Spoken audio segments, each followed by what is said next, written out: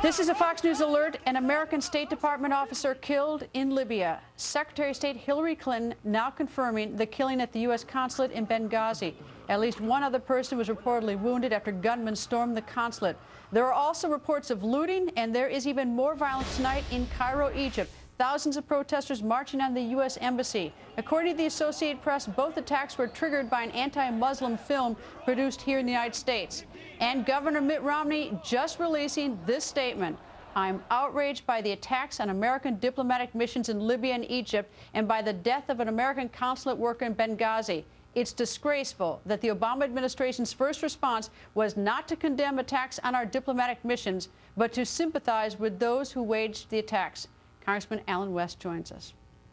I think it's an absolutely horrible thing, because what you have to understand, here we are on 9/11. Remember the attacks that resulted in 3,000 Americans losing their lives not too far from here at the Pentagon. And now we have had another attack on sovereign American soil, which is what a consulate and an embassy is. Our flag was torn down, it was burned. The radical Islamist flag was raised, and we have an American official that lost their lives. And the first thing that come out is that we're going to apologize for something that a Christian Coptic individual posted a video on his Facebook site.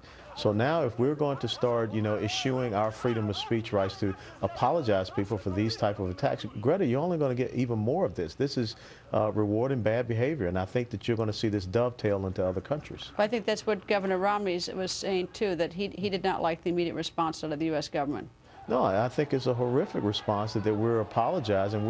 We're accepting the blame for this, which means that you're going to fuel more of this response. Much the same as what happened with the quote-unquote Quran burning incident in Afghanistan, when really they had defiled the Quran by writing in it, and we took the position of apologizing, and they wanted us to punish our soldiers and turn them over to the Afghan authorities.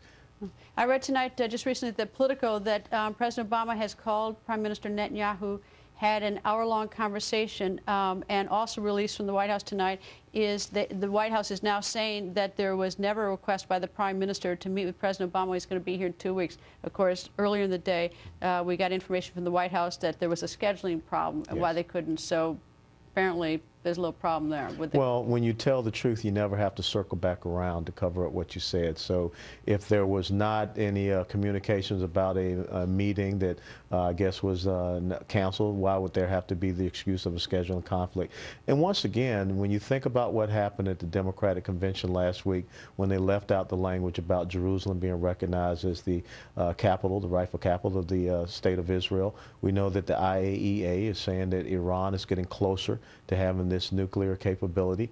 We see what is happening in Egypt with a Muslim Brotherhood-controlled government, which now opens up another front for Israel besides the Hezbollah-controlled areas of southern Lebanon, the Gaza Strip controlled by Hamas. This is a very critical time that we need to show our strength. How did all of this happen all at once today? I mean, what happened? It seemed like a lot of things happening.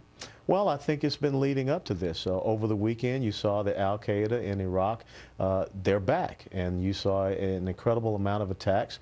Al-Qaeda in the Maghreb, which is North Africa, is very active and is also sifting over into Mali and also Nigeria.